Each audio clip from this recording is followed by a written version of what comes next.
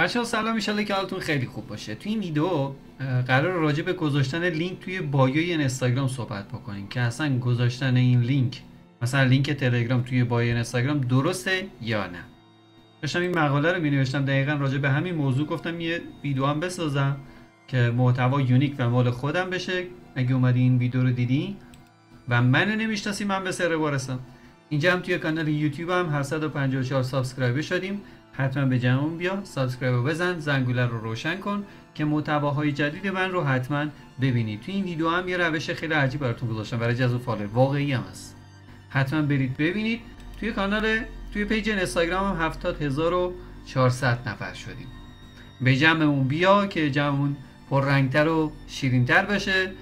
با شما شدنیه. به چیزی هم که الان فکر میکنم 700 کا هستش، واقعیتش اگه بخوام بگم با شما شدنیه و میشه. اگرم میخوای خیلی سریع پیجت رو رشد بدی کاملا تضمینی، دوره ریلز نورد رو، این هایلایت زرد رو ببین، کاملا تضمینی توی سلوپ همراهت هستم با پشتیبانی 3 ماهه، با تکنیکایی که خودم بهت یاد میدم و خودم توی همین پیجم استفاده کردم. تو هم میتونی بیای استفاده کنی و بهترین نتایج رو ازش بگیری. توی دایرکت هر سوالی داشته باشی بهت پاسخ هستم. گذاشتن این لینک ها توی اینستاگرام چجوریه؟ برای قرار دادنش که کار سخت نیست. اینجا فقط کافی ادیت پروفایل رو بزنی و هر لینکی که دوست داشته باشی توی بایو بذاری. اینجا قسمت لینک رو توی گوشی پایینتر از بایو برات میاره و خیلی راحت میتونی لینک رو عوضش کنی. اما اصلا قرار دادن این لینک ها توی بایو درسته؟ من خودم به شخصه اگه بخوام بهت بگم این کار رو انجام بدی، این قسمت وبسایت یه لینک هر که دوست داشته باشی اینجا میتونی بذاری. مثلا قرار دادن لینک تلگرام رو توی اینستاگرام اصلا صلاح نمیدونم. بذارید واکنش، حالا من دلیل خودم رو دارم. دلیلی که من دارم اینه که اینستاگرام و تلگرام با همدیگه رقیب هستن. وقتایی که تو میای، بذار یه دونه نفر اتفاقی رو توی اکسپلور انتخاب بکنیم، وقتایی که تو میای از طریق بایو یه پیج یه نفری وارد تلگرام اون فرد میشی، ببینیم چه سیگنالی داری میفرستی. و اینستاگرام به صورت مستند اینو بهت نشون بدن که اینستاگرام واقعا خوشش نمیاد و یه دونه هشدار به تو میده، میگه واقعا تو دوست داری از محیط اینستاگرام خارج بشی، بری وارد محیط تلگرام بشی و بهت هشدار میده. مثلا من اتفاقی یه دونه پیج گیر بیارم بچه‌ها که توی بایوش لینک تلگرامو گذاشته. یکی از دلایلی که خودم شخصا میگم لینک تلگرام رو نذارید، این دوتا محیط با هم دیگه از زمین تا آسمون فرق دارن. اگه میخوای تلگرامت رو رشد بدی از طریق افزایش فالوور تلگرام و روشایی که اونجا هست، افزایش عضو کانال تلگرام و از روشایی که اونجا توی تلگرام هست استفاده کنید. روشای مثل پاپ آپ، روشای مثل افزایش فالوور اختیاری، افزایش فالوور به اسم با روش اسپانسری، تبلیغات توی کانال‌های مرتبط، این روش‌ها رو من درست میدونم. اما اگه بخواید از طریق اینستاگرام مخاطب بکشونی به سمت تلگرامت، من صلاح نمیدونم که از این روش استفاده بکنی. دلیلش هم خیلی واضحه. وقتی که تو اینجا داری رشد میکنی، اینستاگرام دوست داره مخاطبا رو اینجا نگه داری و اون مخاطبایی که اینجا برات وقت میذارن رو بیشتر میاد تو رو میسنجه. ببینی اینجا تونستی نگهشون داری، اون واچ تایم رو توی ویدیوهات تونستی نگهشون داری، چون آمار تبخور. دلیل بعدی، آمار تبخور لینک ها توی پیج اینستاگرام ثبت میشه. یه دونه بخش داریم توی اینستاگرام به اسم تبخور، یا توی قسمت پروفایل اکتیویتی. میتونی خودت هم همین الان بری چک بکنی، پروفایل اکتیویتی تو برو چک کن. یکی از بخشای کوچولوش همین گذاشتن لینک توی بایو هستش. وقتی یه نفر داری میاد توش انگشت میذاره، اینستاگرام اون تبخور رو یادداشت میکنه. تبخور رو که یادداشت کرد، میاد میسنجه ببینه چند نفر رو از طریق اینستاگرام فرستادی اونجا. اگه تبخورت خیلی بالا باشه یا متوسط باشه، یه جورایی اینستاگرام مشکوک میشه به اون پیج. حالا تا یه دونه لینک تلگرامی پیدا بکنم. بعد چه اتفاقی میفته؟ یکی از تخلفات توی اینستاگرام وقتی که اتفاق میفته، دو تا حالت برخورد با شما وجود داره. حالت اول چیه؟ حالت اول اینستاگرام به تذکر میده. مثلا رفتی یه چند تا لایک بیش از حد گذاشتی، یه تذکر برات میاد که تو دیگه فعلا نمیتونی بیای لایک کنی. لطفا قوانین اینستاگرام رو رعایت بکن که پیجت به مشکل برنخوره. حالت دوم تنبیهیه، بهت تذکر نمیده. اون تذکر ندادنه بعدش چه اتفاقی میفته؟ آمار پیجت رو به صورت قطره چکانی آروم آروم آروم میاره پایین. چه جوری؟ مثلا همین الان این پیج رو نگاه کن، به خدا نمیشناسمش، بعدا نگی چرا اومدم توی این پیج. وقتی که مثلا همین الان توی ساعت اول یه دونه پست میذاری، مثلا نگاه کنید این 150 کی لایک داره، 3000 تا کامنت داره، این 1170 کامنت داره، این 22 کی لایک. نگاه کن چقدر آمارو داره، کم کم کم کم آروم آروم کم میشه. نمیگم این به خاطر این اتفاق افتاده توی پیجشون، اما یکی از مسائلی که توی اینستاگرام اتفاق میفته به تذکر نمیده همینه. توی یک ساعت اول میاد به تعداد افراد کمتری تو رو نمایش میده، یعنی تو رو میذاره توی ته لیست. این توی دوره 0 تا 100 اینستاگرام، همون هایلایت زدی که بهتون گفتم گذاشتم مستند با مدرک که اینستاگرام خودش گفته این اتفاق براتون میفته. مثلا وقتی که ما انگوش میذاریم روی این تلگرامه، اینستاگرام میگه که خود تو میخوای از این محیط خارج بشی دیگه. وقتی که میخوای از این محیط خارج بشی، اینستاگرام واقعا از این خوشش نمیاد. حالا این نظر من بود. بریم همین سوال رو از هوش مصنوعی بپرسیم، ببینیم نظر هوش مصنوعی در رابطه با این موضوع چیه. من اومدم از هوش مصنوعی گفتم، پرسیدم که چون تلگرام رقیب اینستا به حساب میاد، آیا لینک های کانال تلگرام رو توی بیو اینستاگرام بذاریم؟ کار درستی هست؟ اینستا باعث کمتر شدن آمار این پیج میشه. سوال دیگه اومده گفته قرار دادن لینک کانال تلگرام در بیو اینستاگرام لزوما کار درستی نیست. لزوما یعنی میتونی بذاری ولی درست نیست و میتونه باعث کاهش آمار پیج شود. دلایل اصلی آن عبارتند است: اینستاگرام و تلگرام رقابای یکدیگر محسوب میشن و اینستاگرام ممکن است نسبت به لینک دهی به تلگرام واکنش نشان دهد. دیدی؟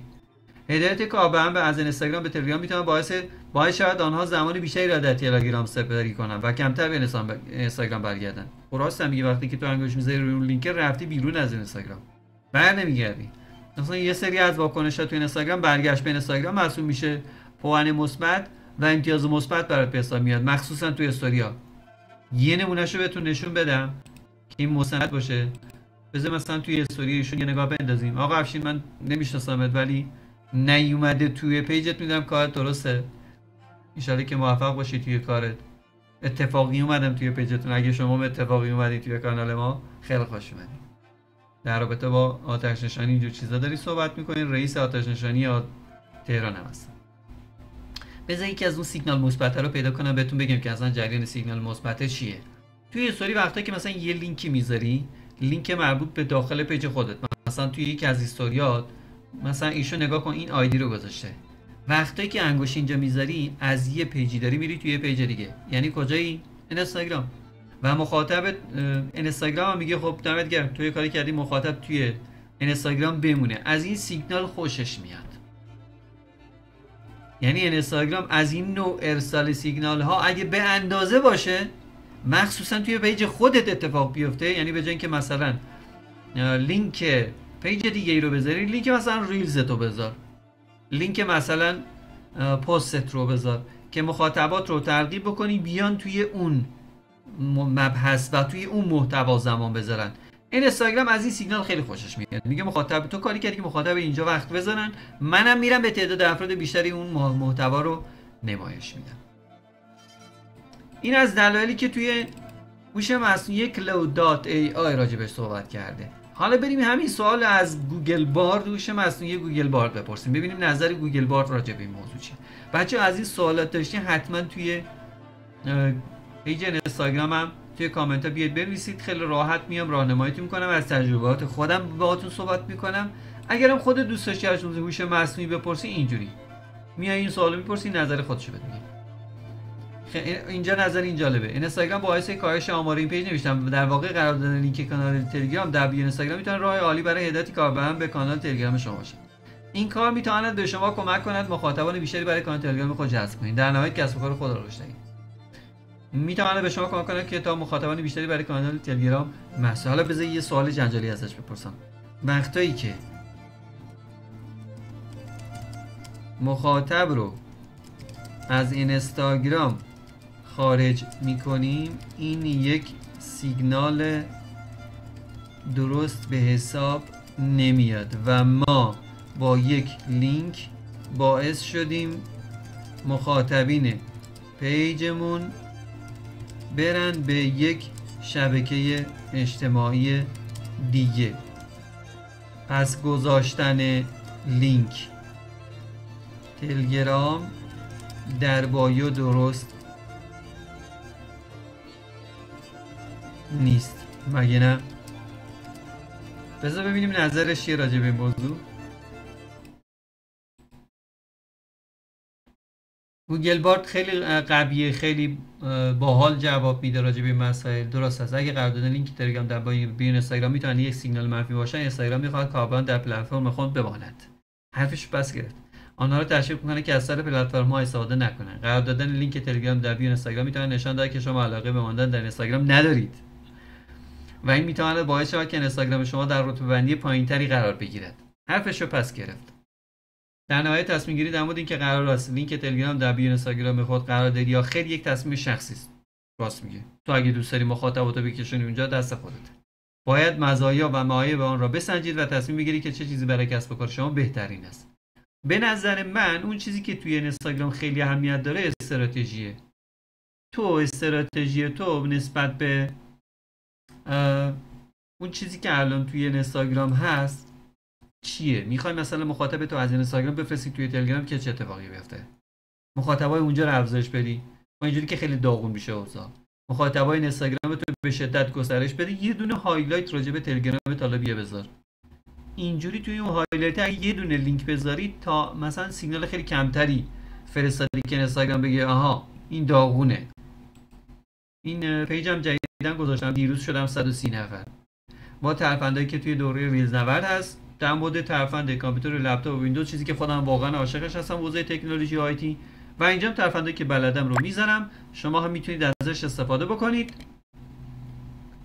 بذارید صفحش باز بشه. اینم از نظر هوش مصنوعی بارد. حالا هوش مصنوعی های دیگه هم هستن که تو بری ازشون بپرسی، مثلا چت جی پی تی، مثلا perplexity.ai. ولی من نمیخوام ویدیو بیشتر از این کش داده بشه. تا اینجا ویدیو اومدی، حالا هر دو تامو میخوام خوب بشه. یه لایک خوشگل برای این ویدیو من بذار و لطف کن کانال اینستاگرامم 70400 نفر شدیم، تو هم به جمعمون بیا. سابسکرایب کانال یوتیوب یادت نره. این کانال کوچولوی جدیدم که زدم فقط در رابطه با ویندوز و لپتاپ و ترفندهای ویندوزی و آیتی و تکنولوژی هوش مصنوعی دیگه قرار سواشون کردم. دوست دارم اینجا بیشتر راجع به تکنولوژی اینجور چیزا صحبت بکنم. حرفا که خودم خیلی دوست دارم میخوام راجع به این مسئله بیام صحبت بکنم. یه جورایی اون پیج اولیم رو اختصاصی ترش میکنم، بیشتر در رابطه با رشد پیج با هوش مصنوعی، و اینجا فقط میذارم برای هوش مصنوعی و لپتاپ و ترفند و ویندوز و از اینجور مسائل. هر کدوم دوست داشتی به جمعمون بیا. دمتون گرم. مرسی از اینکه تا الان همراه ویدیوی ریبوار بودید. تا ویدیوی بعدی فعلا خدا نگهدار.